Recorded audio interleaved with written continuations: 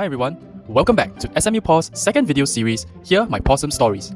Today, we are at East Coast Park with Edward, where he will be sharing with us more about what goes behind the scenes of fostering animals in Singapore. Without further ado, let's dive straight into the interview. My name is Ed Fu. I've been in the animal welfare passion pursuit, I would say, for many years since I was young. I will link it back to the days when my grandmother started having some of the homeless rescue at her place. And that's when she started feeding, and then she started knowing the difference between responsible feedings or just feeding, and also overpopulation and breeding and putting it to a stop. And that's when, from a young age, I slowly got acquainted to the different facades of animal rescue, animal welfare, and the journey just started from there. I think the first time was, I would say I was rather uncertain, even though I have actually been in touch with cats for many years. But fostering a cat and started thinking about what to do with a cat was actually quite challenging as a young person. So I think at that point in time, I just have to make sure that I fit all the criteria, I meet all the requirements of fostering a cat. And to begin with, I think making sure that it was a safe environment for the cat, and to have the means as a young person to also ultimately understand what is the end journey for the cat as a fosterer, which is finding a permanent home for the cat. Yeah, so I think if you look at this area, the ECP area, and we've been working with ant parks, and over the years we have been hit with many cases of cat abandonment. So let's just say over the last 5 years we have rehomed about 60 cats, and also working with the authorities to hopefully curb some of the continuous abandonment through better enforcement and also better education and social awareness at the same time.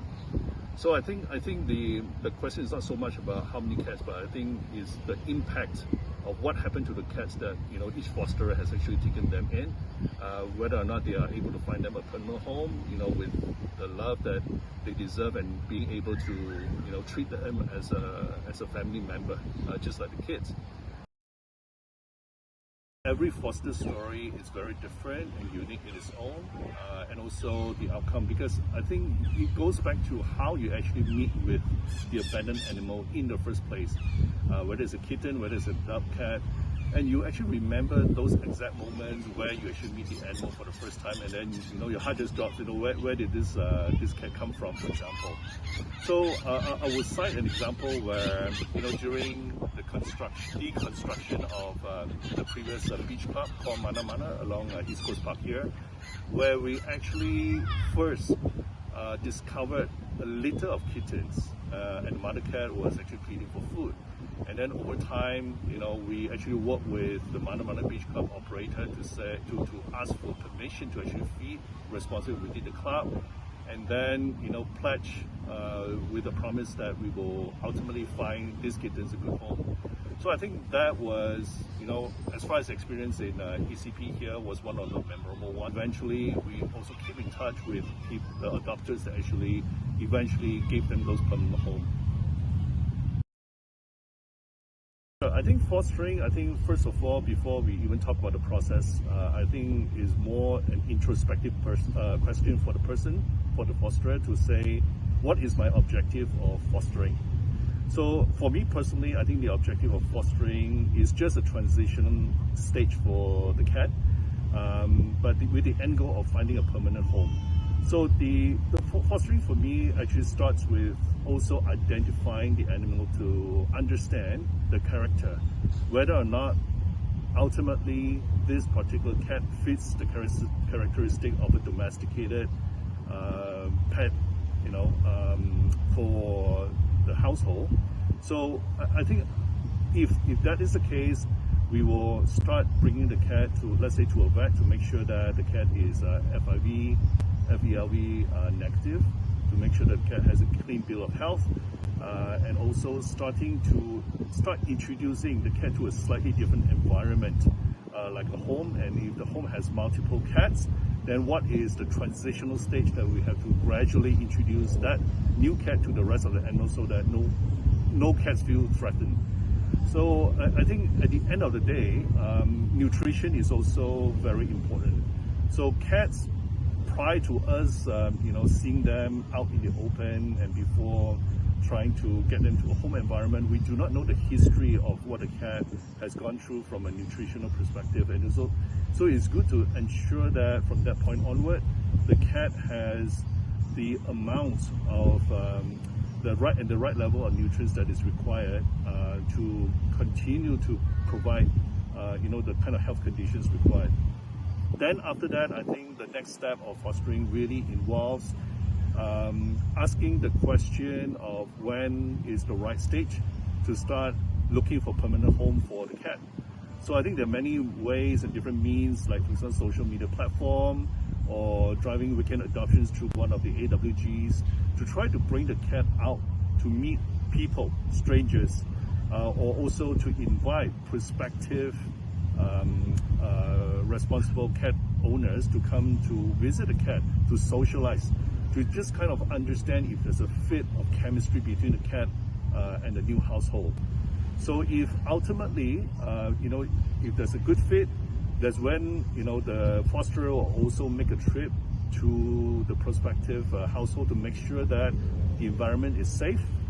The family members do love the cat, and that nobody, not one person in the family that will actually object to the idea, because if you're someone that is not welcoming the idea, it's going to be very difficult for the cat, and we don't want the cat to be caught in between family issues at the end of the day, that whether or not the cat fur cause certain concerns and so on and so forth. So I think there's a whole works of different considerations at the end of the day that the fosterer actually has to take into account to make sure that the end goal is what rightfully should be, that is finding a permanent home. And the starting objective of fostering a cat cannot be a half-hearted mission, because the fosterer also has to ask, if for whatever reason the cat cannot be rehomed, what should we do with the cat? So the last thing a responsible fosterer should do is to let the cat back out, because that is not an option for responsible fosterers. For my case personally, the worst case scenario, for example, is to actually take in the cat as if it is part of my family. And most of the time, fosterers will actually grow, and go to a certain level of attachments to the cat that the fosterer will actually foster as well. To me, that is actually a very normal, I would say, health situation where the immune system is compromised if the surrounding environment is not conducive to perpetual good health. But if you can provide a good home, good nutrition, and in my case, the FIV FeIV positive cat has actually lived through the last 12 years and continue to be one of the most active cats in my household. So to me, I think this is one of the misnomers and misconceptions about whether or not, just like human beings, no one could be in perfect health. But if there is a slight health condition subject to worsening surrounding environment, which obviously we do not want that to happen, can the cat continue to be in good health just like any other normal cats? And also that's actually a very good question, because people will also worry whether FIV FeIV can actually pass to other cats in the household. So I have 6 cats, so only one cat with that condition. And over the last 12 years, that has never posed an issue, because all other cats are actually healthy and without any illnesses, to be very honest, over the last 12 years. Because for as long as they do not fight, deep bite wounds do not occur, that is actually not an issue. So yeah, so I think FIV FeIV is just like humans. If we have certain health conditions, should we be gracious to accept the condition of cat? Obviously, we cannot force that onto prospective, cat adopters, but that is just the reality that the fosterer need to be prepared for, to be taking in the cat. Whether cats have been aggressive, yes, especially some adult cats when they are very newly introduced to the environment, to the new household, they tend to be very fearful because they are uncertain. It's just like human beings, which is very, very normal. So we try to, at least for the first week, introduce at a safe distance between this new cat and also the rest of cats that are already at the household, to make sure that they start to blend in well, they start to communicate, they start to accept each other, and then whatever aggression is kept at a distance. So it's very normal that for some experienced fosterer, we actually have a very large cage that we, at certain time, we will introduce the cat at a safe distance, the new cat in the cage, and the rest outside, to just kind of let them sniff and at each other, to get them, introduced to each other. And after a week or two, generally, they can start socializing, just rubbing their heads against each other, and that's usually the normal journey of a cat that can be domesticated and can be rehomed. Many people start with the notion of, which is a very noble one, to want to make an impact to animal welfare, to foster. But halfway through, I think the person finds that is more than, the challenge is more than originally imagined, or there's a lot more work and a lot more commitment, a lot more time and financial resources that's involved. So I think there's also that misconception that people think that it is an easy job, and finding a permanent home or getting the cat rehomed is a guaranteed outcome. It is not, because at the end of the day, you have to deal with many sources of uncertainties and many sources of dependencies, such as, for example, if in the event the cat cannot find a good home, or the cat has a chance of being rehomed to a less ideal environment, do you make the hard decision to let go of the cat? As a responsible fosterer, we do not recommend that, because I think we only want the cat to have gone through the right level of qualification of the household to be able to be transitioned to a permanent environment and not change again. The average duration of a foster really depends, to start with, the age of the cat. So if it's a young kitten, like a 2-month-old kitten, I would say the fostering will take at least a good 4 to 5 months, because you want to make sure that the kitten will get into a semi-adulthood, healthy, and more importantly, sterilized, before you try to start a new home, because that's when the character of the cat is actually molded in, is hard-coded. Then I think it's a lot easier to determine the fitting characteristic of the new household. But if it's so that will take about 4 or 5 months at least. But if it's an adult cat, assuming the cat is friendly, it's already domesticated, and if the household has multiple cats, whether or not the cat can blend in, then it really depends on the actual circumstances, because sometimes it also involves not just home visit to the prospective adopter, but maybe to a certain extent also bringing the cat to the new home and see how the cat behaves. Over time, it's just like human beings, we want to make sure that we have certain level of trust, certain level of comfort zone with the new household. So it's funny you mentioned that, because I think from the very first, at least for the last 5 years in the ECP area, the kittens or the cats that we have rehomed, we have actually kept in touch with the household until today as friends, and also to a certain extent, some fosterers will actually open up the channel to allow the continuous communication, to check in if there are queries, if there are questions, if there are certain coaching that's required with regards to the cat's health, with regards to the cat's condition. Most fosterers will actually allow and encourage that channel to be continuous. It boils down to several important agenda. I think one is, what is the overall general policy to protect animal welfare, and also for anything that has been against the law, what is the level of enforcement?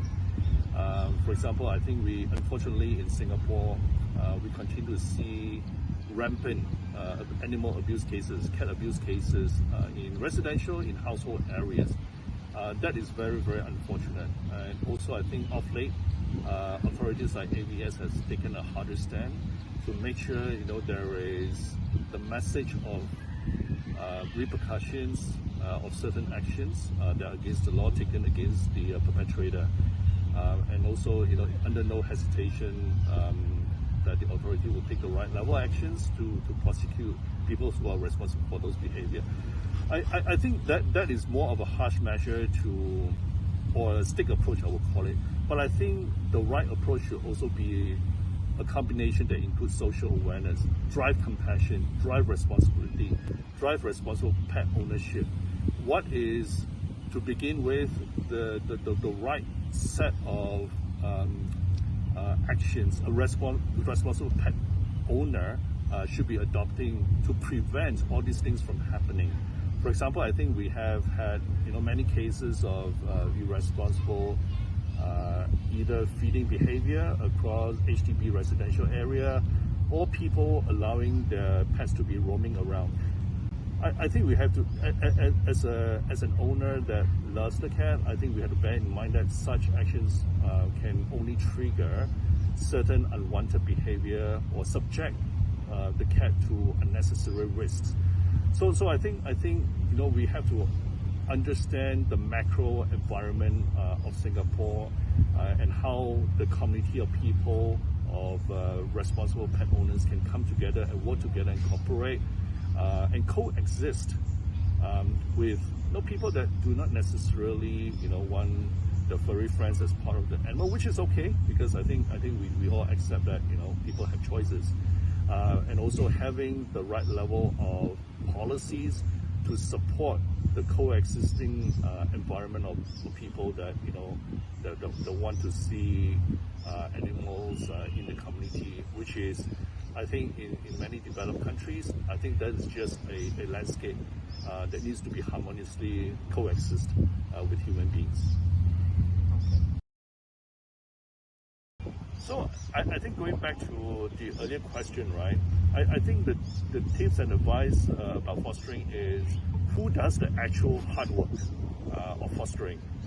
Is it the parent? Is it the children? Or what is the objective of the household taking up the fostering exercise? Is it more to cultivate a level of responsibility in the younger generation for the children to take up? Or is it the parents that inherently have that level of passion that want to make a difference in animal welfare?